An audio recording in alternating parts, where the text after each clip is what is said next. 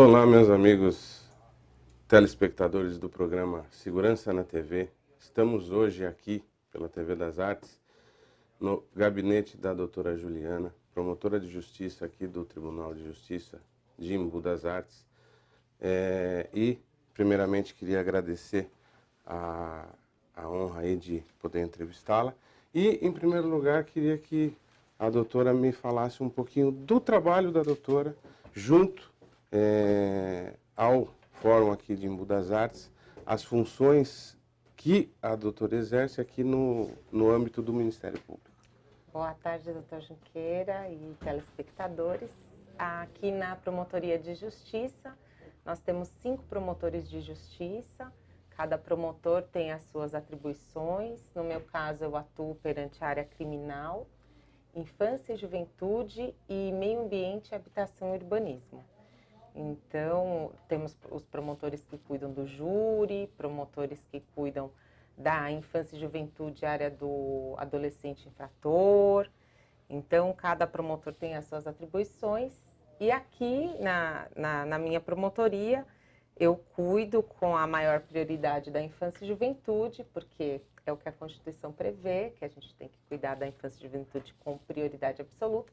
E também tenho algumas atribuições na área criminal e meio ambiente, habitação e urbanismo. Então, como promotor de justiça, a gente analisa inquéritos policiais, oferecemos denúncias criminais, acompanhamos instruções criminais.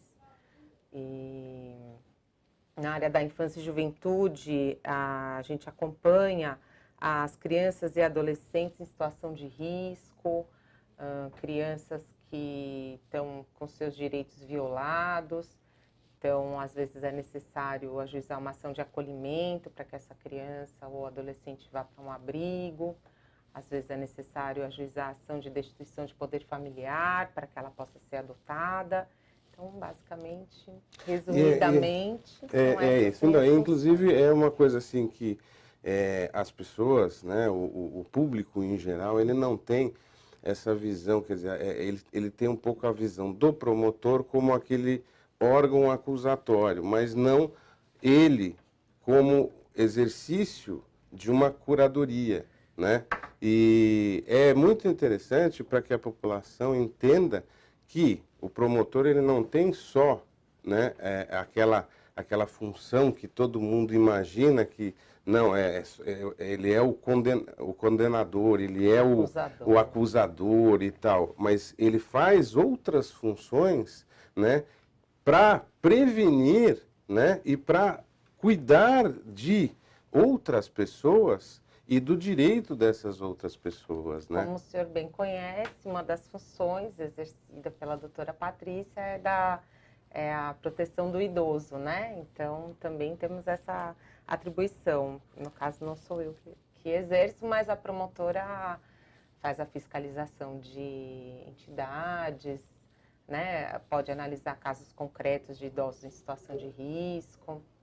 São várias atribuições. E me diga sobre família acolhedora. Então, eu fico muito contente que aqui no município de Embu das Artes, são poucos municípios que têm esse programa, nós estamos implementando esse programa Família Acolhedora. Então, quando uma criança está em situação de risco, essa criança é levada normalmente a um abrigo. Então, o ECA, que é o Estatuto da Criança e do Adolescente, prevê o acolhimento institucional dessa criança. E agora, já tem alguns anos, que a lei fez essa previsão da família acolhedora. Ao invés dela ir para um abrigo, ela vai para uma família aguardar o que será feito com o destino dela. Então, tanto uma criança, quando ela tem que ser afastada dos pais, ela pode voltar para o cuidado desses pais, se esses pais melhorarem, demonstrarem melhoras, ou podem ir para o cuidado de um familiar, um avô, um tio, como elas podem ser adotadas. Enquanto a justiça não decide o que vai ser feito, enquanto existe um processo tramitando, essa criança, normalmente, né, fica num abrigo. Mas a lei prevê também a possibilidade dela esperar numa família. Então, é para isso que existe esse programa e que nós estamos implementando aqui em Embu, para que ao invés dela esperar em um abrigo, onde ela vai fica longe, né, de família. O abrigo acaba sendo uma instituição, ela não tem uma atenção individualizada para ela.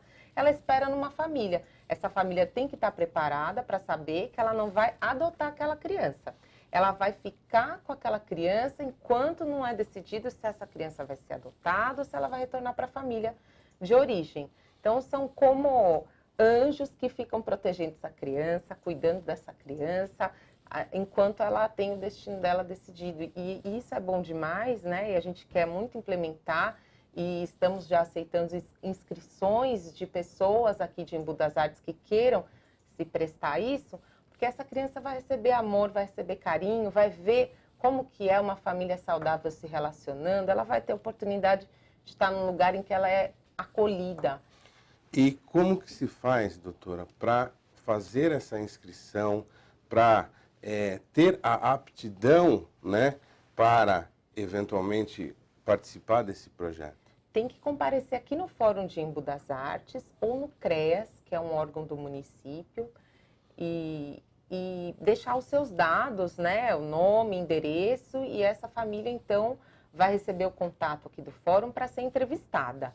Haverá uma entrevista, vai ser explicado para essa família no que consiste o programa, para ver até se a família se é realmente isso que ela quer, ou se ela quer adotar, ou se ela não consegue, ou se ela quer ser um padrinho. Às vezes tem cada pessoa tem um perfil, né?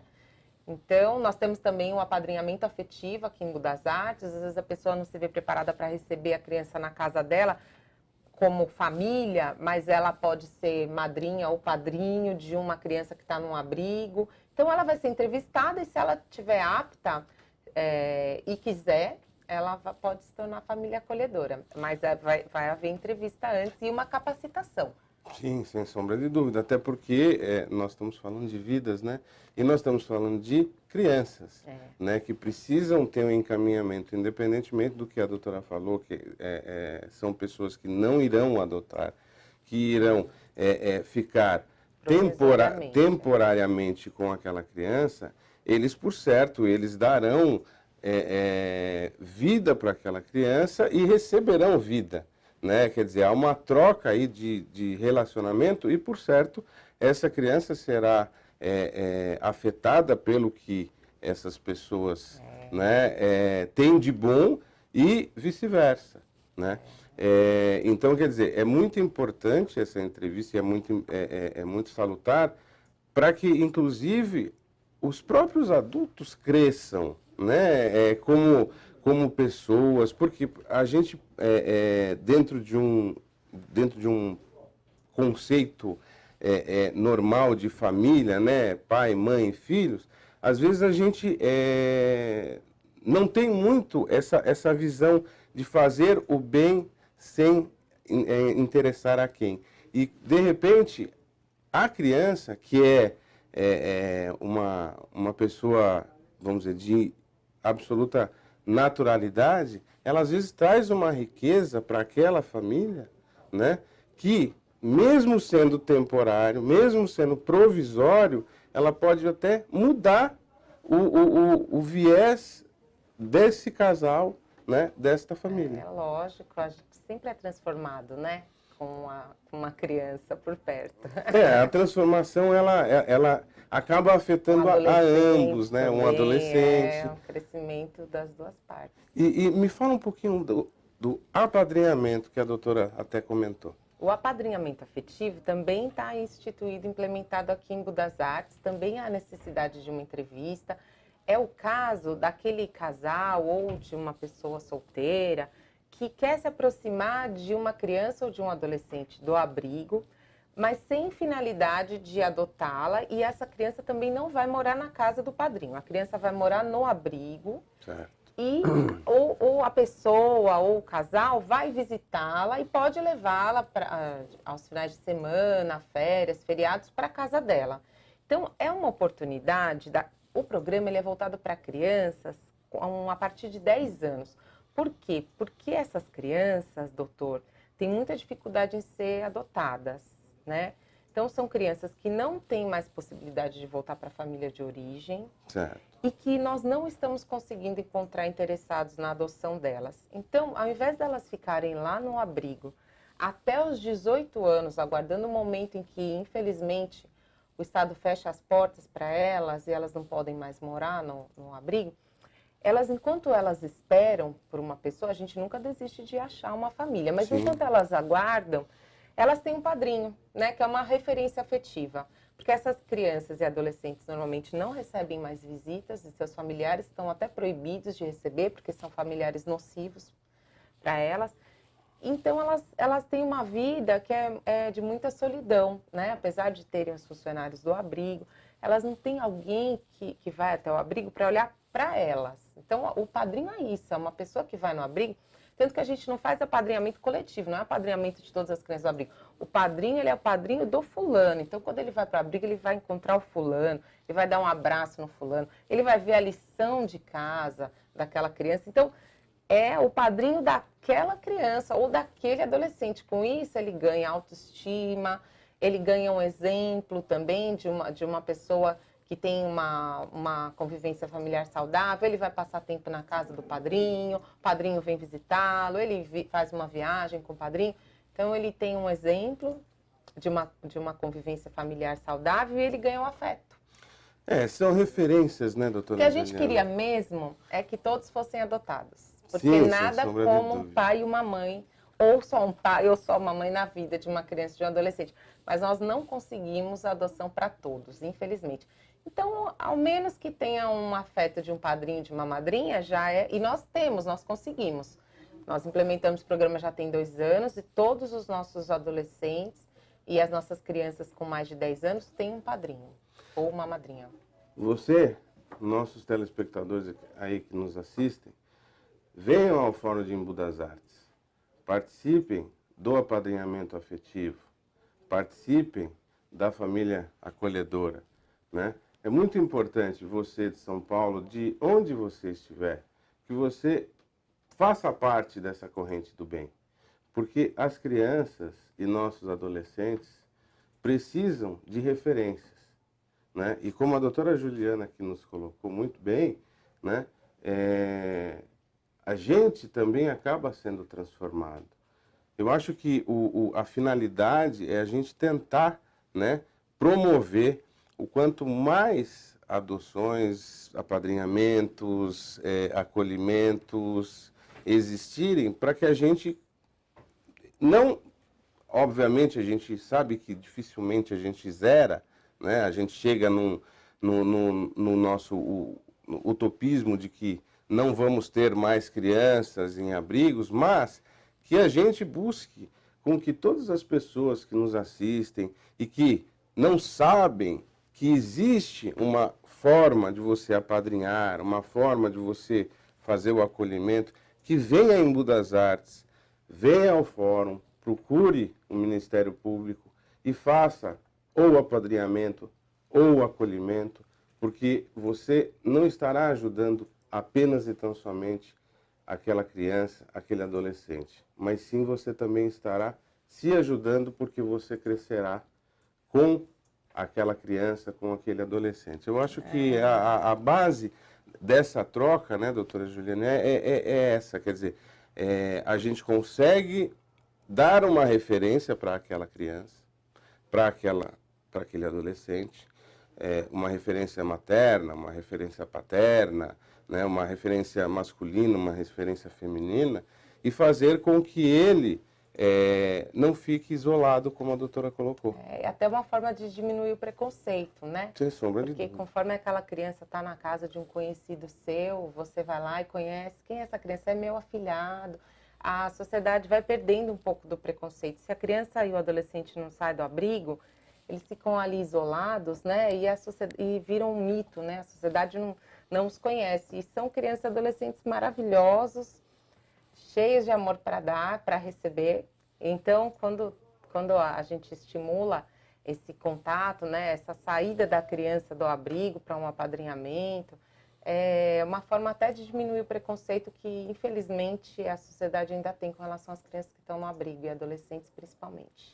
E todos nós vamos ficar muito felizes se a gente tiver muita gente procurando, né? Quando precisa de inscritos, né? Por enquanto nós lançamos o programa da Família Acolhedora, por exemplo, não temos ainda inscritos. Então estamos esperando as inscrições para dar início aí. Dar início, Então, pessoal, venham ao Embu das Artes, se inscrevam para que a gente possa diminuir essa distância entre a criança ou o adolescente e fazer com que todos nós nos sentimos mais acolhidos, que é inclusive o nome, porque assim a gente diminuindo as diferenças, a gente consegue fazer um mundo melhor. Forte abraço a todos. Doutora Juliana, muito obrigado pela entrevista. Espero que tenham muitos inscritos. Espero que tenhamos muitas entrevistas positivas, muitos acolhimentos positivos, né? Para que a gente consiga diminuir essa quantidade, né? Infelizmente, às vezes, de crianças ou adolescentes, para que elas se tornem uma criança, um adolescente vivo, um adulto melhor, né? Porque, afinal de contas, né, doutora Juliana, elas são o nosso futuro. É o futuro do nosso país, né? E se nós não investirmos nelas, entendeu? O que nós vamos deixar para o futuro do nosso país? Né? Então, quer dizer, eu acho que, em suma, no final das contas, a gente tem que deixar algo nesse país que seja plantado e replantado. E nelas é que nós podemos deixar essa missão, né? Nós estamos aqui, eu sempre falo, a gente está de passagem, temos que fazer o nosso pedaço, a nossa parte, o nosso contexto e, sem sombra de dúvida, eu, doutora Juliana, já percorremos um bom período aí de tempo. Então, vamos deixar para as crianças e para essas crianças, para que elas tenham uma boa educação, uma pessoa muito bem intencionada, para que ela possa cuidar do nosso futuro.